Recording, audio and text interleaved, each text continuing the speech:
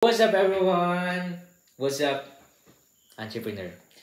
Salamat sa pabalik-balik napanood sa ating video. Ngayon, talakayin natin ang matipid na negosyante. Usapang tungkol sa pagiging frugal mo sa negosyo mo. Nung nag-umpisa ako na to, hindi ko pa alam to, yung frugality.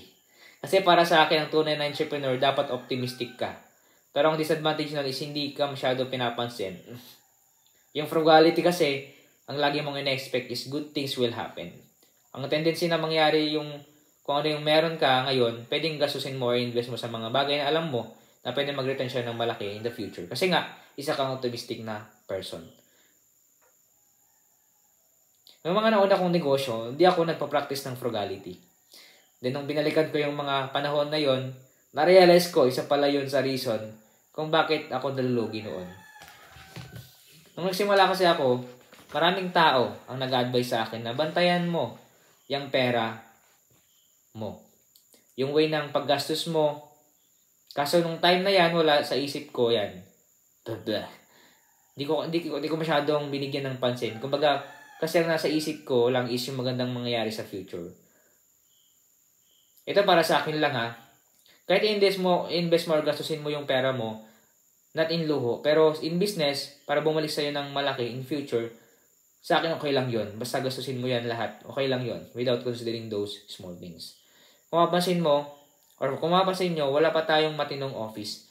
Wala tayong ganong ka-granding office, kasi hindi yun yung focus muna natin. Kasi workout muna natin, yung pagiging frugal. Kasi yung frugal ko, di mo kailangan ng budgeting. Kasi nasa utak at puso mo na yan.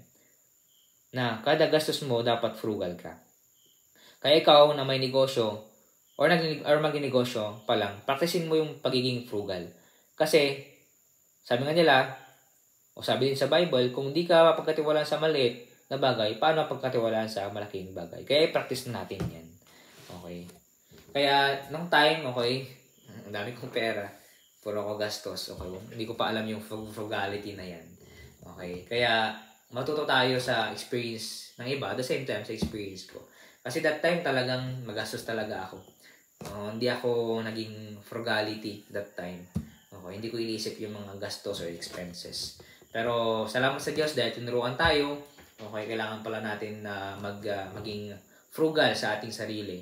At susunod na yung pagiging frugal sa negosyo. Kaya, nung naging maluho ako, nung may pera ako, okay, doon bumagsak yung pagninegosyo. Kaya lesson learned para sa akin, at the same time para sa inyo. Kaya dito po ako na mag-share, magbigay ng story, okay, para po matuto pa kayo, at the same time, lahat ng mga pagkakamali kong nagawa sa pagninegosyo ay maiwasan nyo po. Kaya ang goal ng mga video na to ay para po matuto po kayo at maiwasan or maiiwas po kayo sa mga danger, okay, sa pagninegosyo. Dahil ayoko po kayong magaya sa akin. Okay, sobrang hirap po malugi. Salamat po sa panonood. See you on my next vlog. And don't forget to like and subscribe po. Kung may mga katanungan po kayo, comment lang po kayo.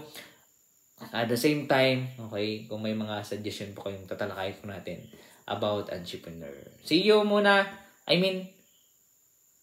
my next vlog. Okay, bye-bye po muna. Okay, God bless.